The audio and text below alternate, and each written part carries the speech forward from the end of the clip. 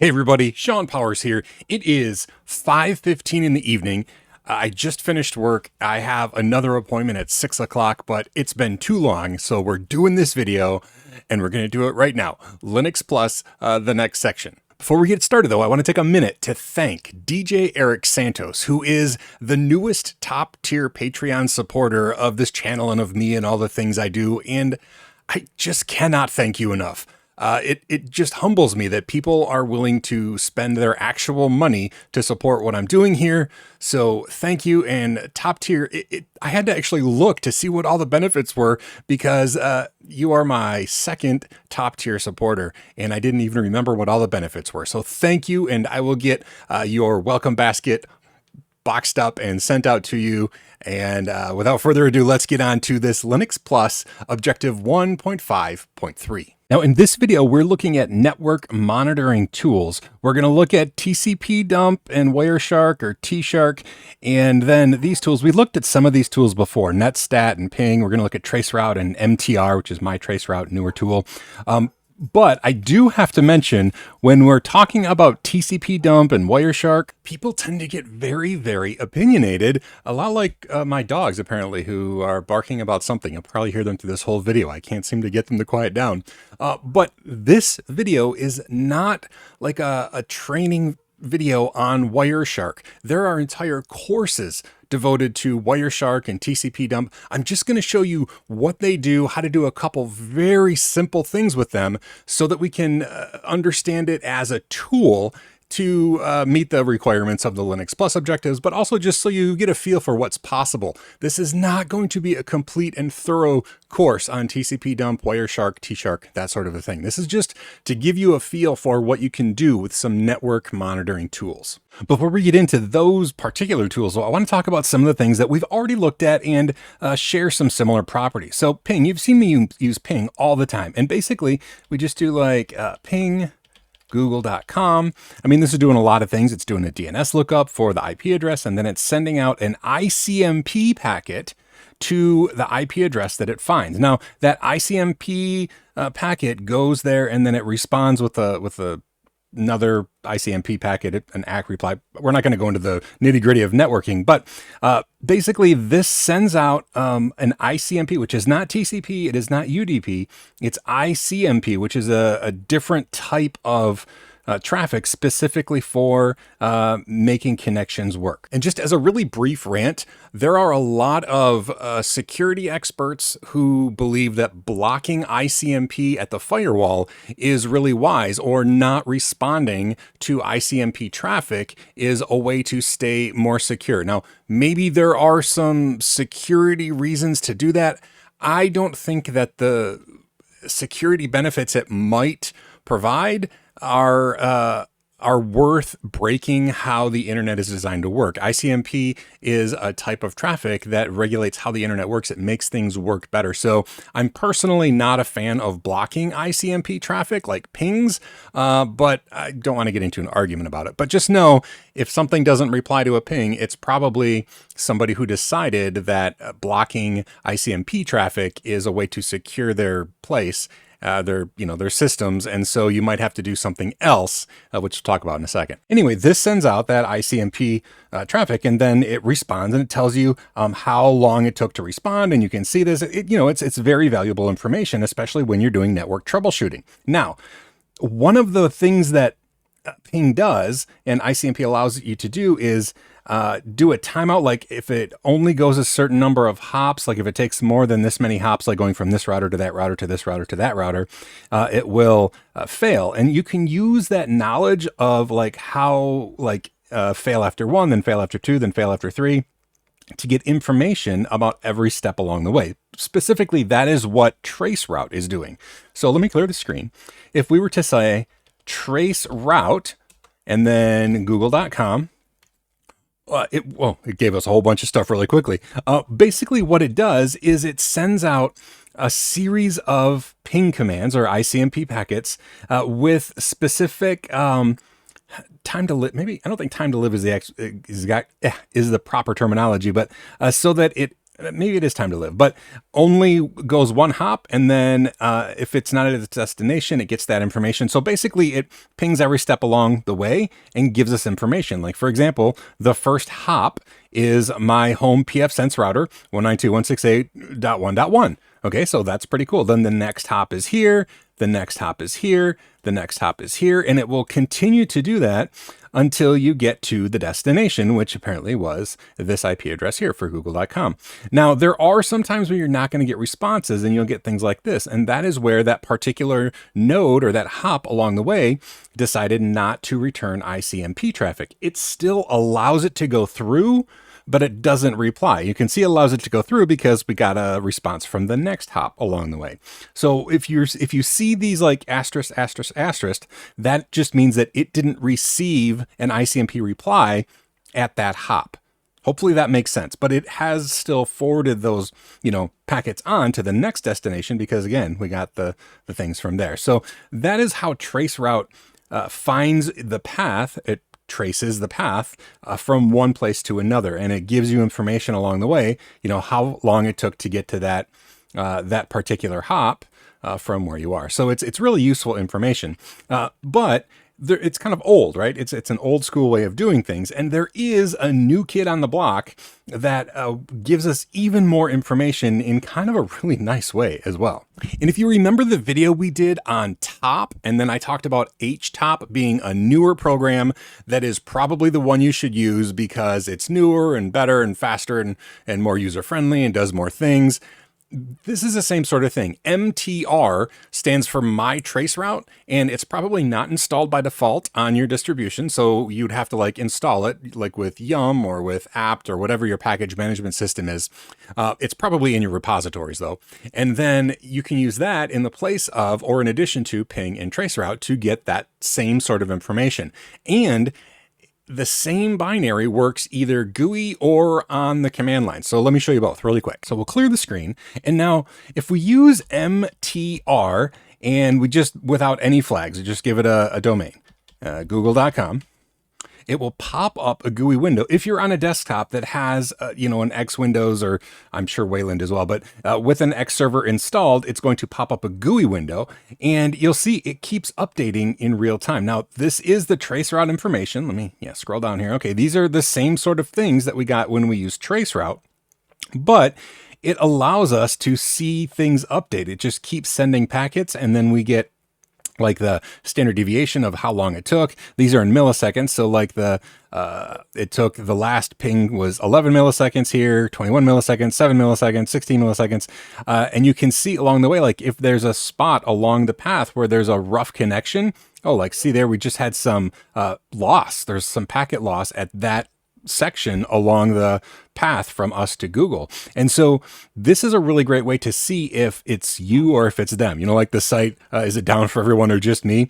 This is a great way that you can test to see if there's a spot along the path that is having issues. Like apparently this spectrum.com site is really having some issues because we have packet loss at that section of the journey, so to speak. It doesn't necessarily mean that there's a problem because they could just not be replying because of load concerns. Like if it's heavily loaded, it might just drop packets instead of responding. But this is, if you have an issue and it's not working well, something like this might show you a problem along the way. And this will work internally too. Like if you have a bunch of routers inside, you can traceroute or MTR between them as long as it, changes subnets and that sort of a thing. So anyway, this is MTR, but this is the GUI version and we can change things. We can pause it.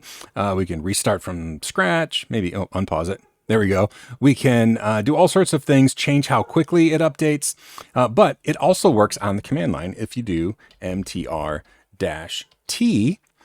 we'll do, again, this is apparently what we're doing today is google.com.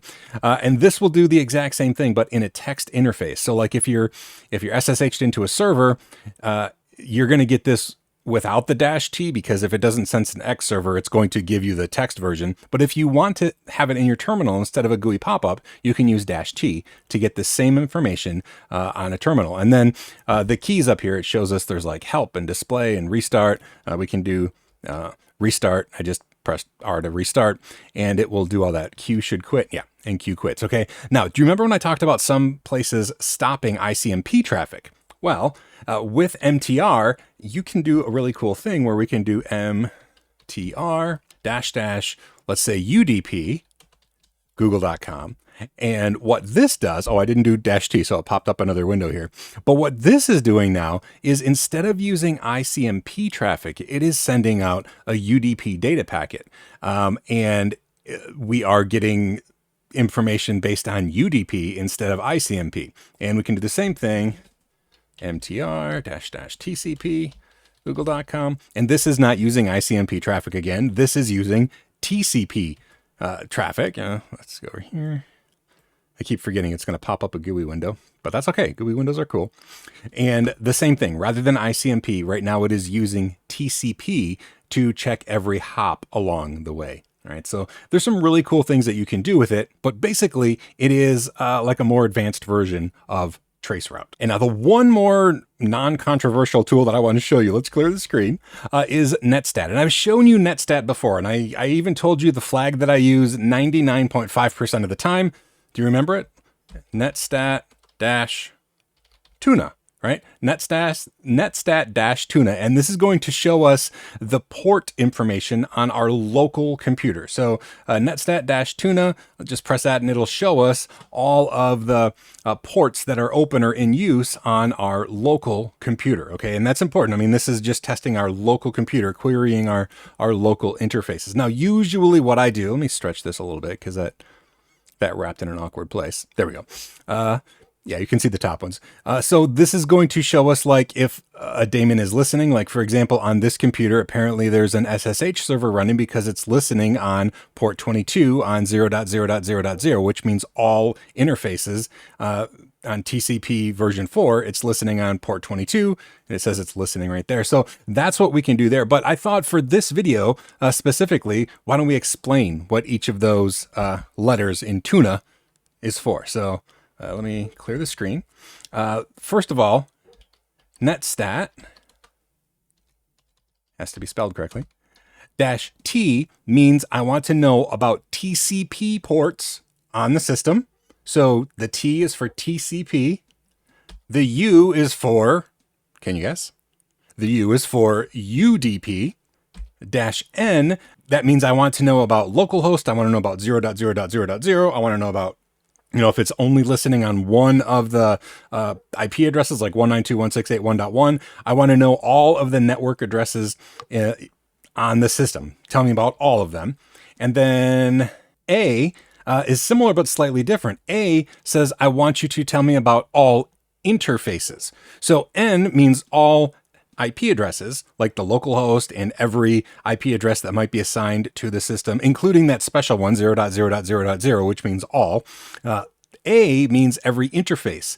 So ETH0, ETH1, ETH2, which I know ETH0 isn't really used anymore, but like I always forget the, here, let's ENP8S0. Basically, the A means I want you to tell me about all of the interfaces on the system as well. And then usually, like I showed you before, usually I don't use that whole long thing. Usually I will grep the results. So I'll do something like netstat-tuna, and then I will grep for the word listen, all in caps.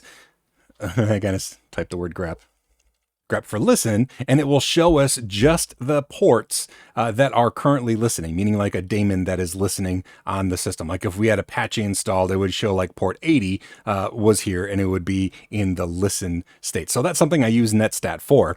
And that covers everything except the TCP dump, T-Shark, and Wireshark. So let me quickly explain what they do. And basically they cause people to get really opinionated. No, what TCP dump and Wireshark are both packet capture tools. So they capture packets from an interface, like a network interface on your computer. Now, the important thing to note about any of these tools, TCP dump or T-Shark is the text version of Wireshark. Wireshark is a GUI program. They can only capture packets that they see. And what I mean by that is, if you are on a network where your computer is plugged into a switch, it's only going to be able to see traffic that switch port sees.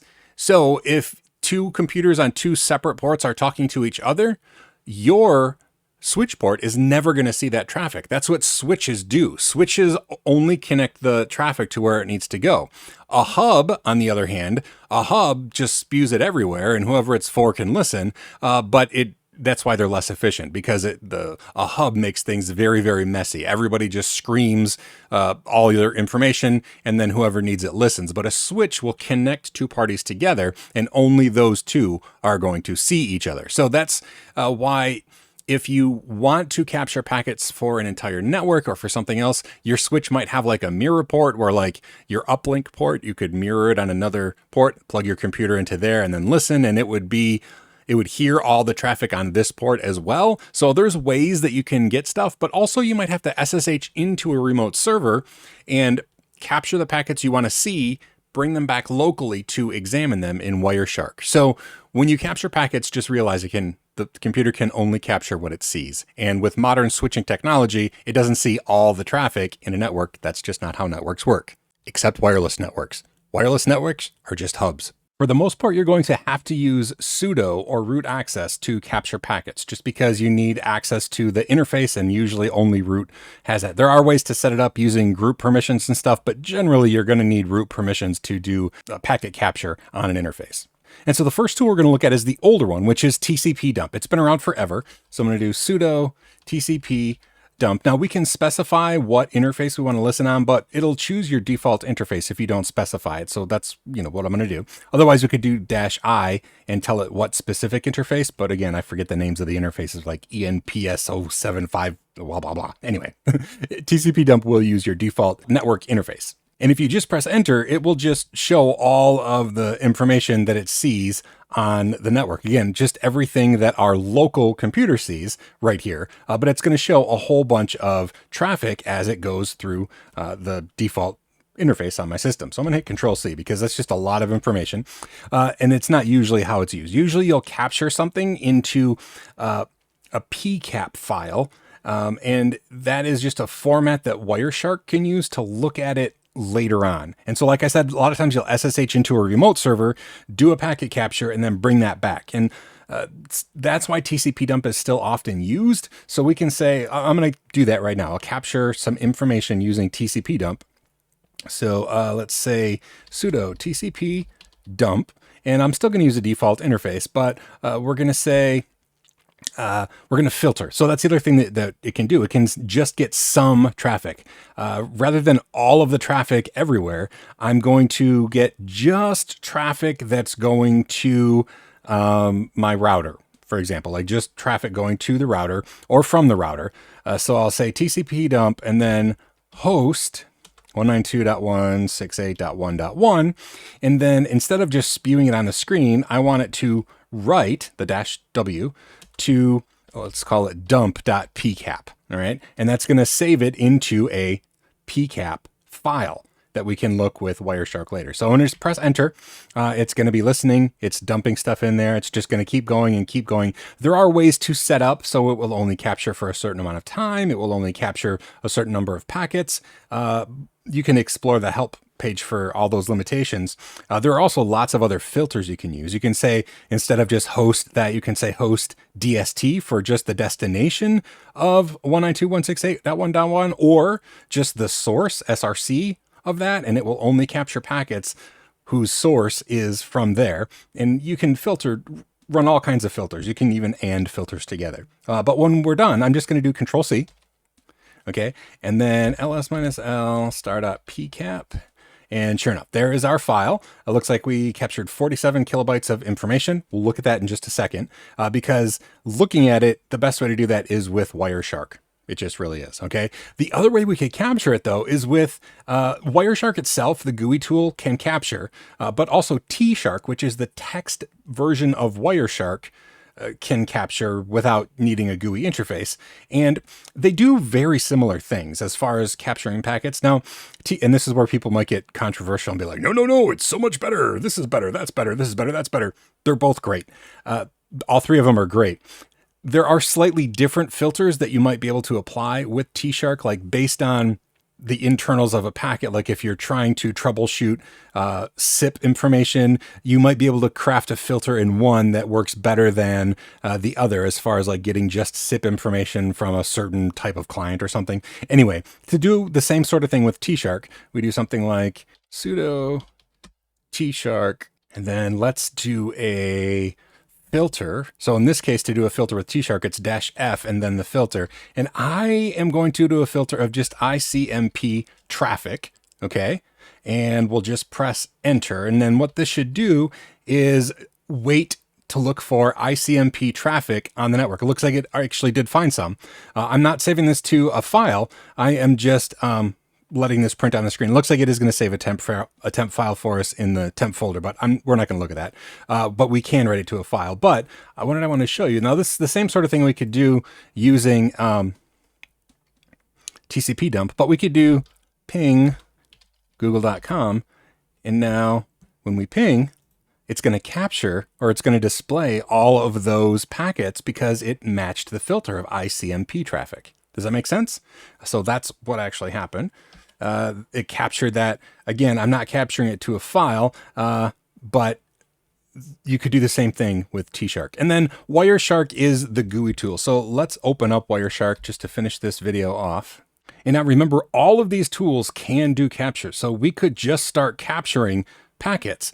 And in fact, it'll just do that. It'll just start capturing packets and we can look at them, click stop, and then we can examine all of the packets that we have just captured. And it just captured everything. But it's cool because with Wireshark, you can explore them at your leisure without having to watch them scroll by. So look at this TCP packet, for example. It will show all of the details of a packet. So if you're having an issue, you can capture a packet and you can capture some packets and then search through to see, okay, here's where it's, talking to this server. So what's actually going on in this conversation? And you can look at the entire packet of information and see what's going on, including the actual data in the packet. So you can examine all sorts of stuff. Now, if you're thinking, whoa, if I can capture packets, that means I can see passwords. Well, you can see login and passwords for protocols that are not encrypted. So like traditional FTP or Telnet without any encryption, yeah, you can see the actual text that's going through. But for things like SSH, you can capture the packets, but they're all encrypted. So all you're going to see is the encrypted stuff. You're not actually going to see,